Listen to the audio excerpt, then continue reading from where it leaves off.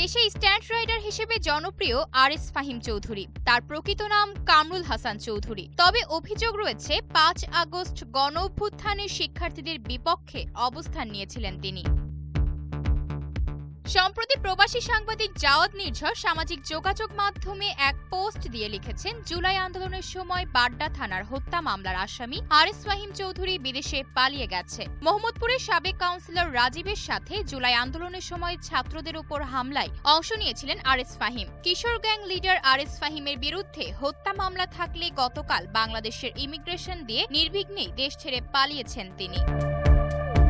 মূলত সমালোচনার জন্ম হয় বৈষম্য বিরোধী ছাত্র আন্দোলনে আরএস ফাহিমের সরাসরি সংযোগ থেকে। সে সময় এক অডিও কল রেকর্ড ভাইরাল হয়। ফেমাস কন্টেন্ট ক্রিয়েটর তাহসিন এহসান সে সময় ফাহিমকে রোস্ট করে একটি ভিডিও পাবলিশ করেন তার ইউটিউব চ্যানেলে, যেখানে শোনা যায় আরএস ফাহিমের